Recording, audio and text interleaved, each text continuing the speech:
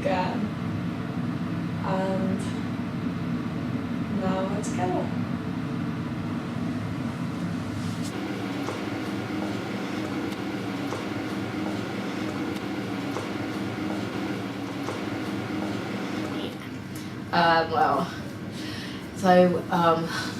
I was working at the gym, and he walked in, and I was trying to do something, and I accidentally looked up at him, and he caught my eye, and I kind of like froze for a minute, but then I tried to get back to what I was doing, but then he noticed me. So then, yeah, it's basically I stared at him. And then what happened next? He acted like he lost something in the gym, but really he was just trying to chat to me and take my number. So like, based on my past experiences and being in a relationship now, I've noticed that it's hard to enter a relationship when you're not completely secure in yourself. So when I say that, I mean that it's important to know yourself and to love yourself before you go into a relationship, simply because you can't enter a relationship being half a person. You need to be a whole person in order to keep the relationship strong. I say this because I used to be, and I still am, I'm very insecure within myself. But now that I've learned to stand strong and believe and love myself, I'm able to go into a relationship and him feel secure in himself, because I'm not bringing my insecurities or offloading them onto him. So that means we're not going to have any. It means that I'm not going to drag him down, and my issues aren't going to pollute our relationship.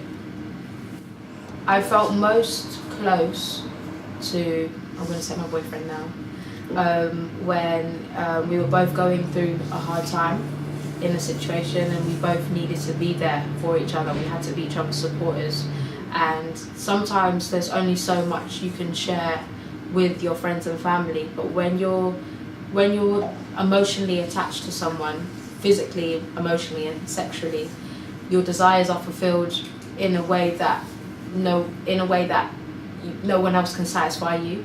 So I think once you've got once you've got a foundation with your partner, and that bond flows through so beautifully, and the understanding of each other is just not on a normal average level, then I think that's when you really can feel as one.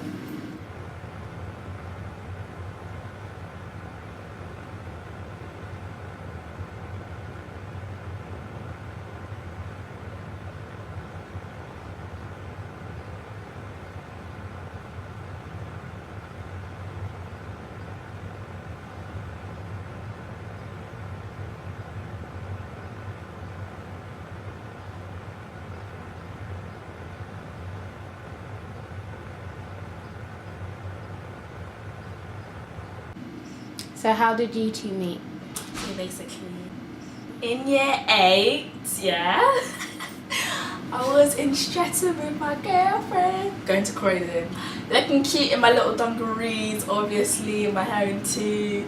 Then these two boys approached us, obviously because they thought we was cute, and they started talking to us, and they ended up chilling with us the whole day. And obviously, my current boyfriend now, he was trying to move to me, and I was just like, I didn't find him attractive in any way or form. Like, we were basically the same height. I didn't think he was very good looking. And then one time that was year 8, we lost contact. We spoke for a day or two on Facebook. It didn't go anywhere because obviously we were like 12. And then in year 11, summer, there was a water fight and he saw me, but I didn't recognise him. But he didn't come up to me. He just left it. Obviously, he remembered me, but yeah. And then, like the start of year 12, well, going into still year 11 summer, he must have messaged me on Twitter, like, do you remember me, blah blah blah. And I was like, no. And then we started talking again, and I wasn't interested at all because my memories of him was not that good. So then we started talking, and I finally went to see him 5 months later, and then yeah. So yeah. He's going to fall asleep. Yeah, literally. Look, Jan, a bit creepy. Yeah. Which me? Which me? Which Rue? I'll call you Adidas because you're wearing Okay, Adidas. call me Adidas. Yeah, Adidas look down. So I'm smiling. Your name's Rubinka, so call her Rubinka. Rubinka. Or Rubina. Rubina. Sorry. Sorry. Camera says sorry.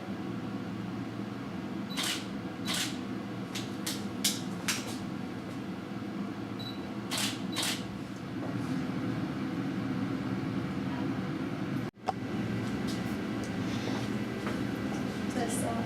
Yeah. So I met him. Wait, do you want me to look at the camera?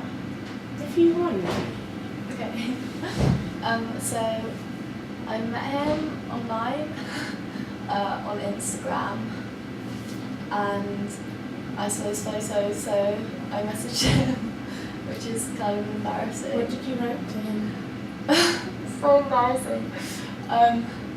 So we have like mutual people that we know, and I said, "Hi, have I seen you at work?" Knowing that I hadn't, but it was an easy way to talk to him. And then we started talking, and we've spoken every day since then. I keep saying that. Exactly. We met in November, and it was kind of like a blind date. And I was so nervous, and I remember sitting in Victoria Station thinking, oh, if he thinks what if I'm not what he's expecting? And I remember he was late. He's always late. And I remember seeing him, and my face just went completely red. And yeah, since at first it was really awkward, but I quickly became comfortable. Yeah, and so we went out in Soho, and I probably drank a bit too much. And yeah, I had a really nice night, and we arranged to meet the week after, and we just kept meeting, and then when I'm with him I completely forget about everything else. And I'm happy to forget everything around me and just be with him. We didn't even have to do much, even just lying with him is enough.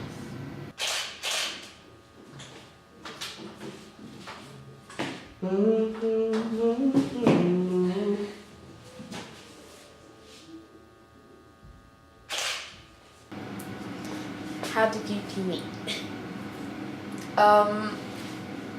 Well, we met when I was in secondary school my last year, and he was in his second year at Brit, and he was friends with one of my friends who used to go to the school, so met through that person because she came to my school one day and she had a problem with another girl, and they were resolving it whilst we were just making conversation, and that's how I first met him. That was the first meet. There was this one time where, when we first started seeing each other, I can't remember what we were doing, but we were out in London and we were in Charing Cross. I can't remember what we were doing, but we walked from Charing Cross down to the river, and then we sat by the river in this really it was like a corner. It was near the stairwell going down to the shore, and then there was a little, another step, like a ledge where you could sit, and that was really nice. And we sat there, and it was in the evening, and was a really nice moment, and then we talked a lot, and that's when I felt really close with him. He makes me feel safe. Yeah, that's the biggest thing he does for me. He makes me feel safe.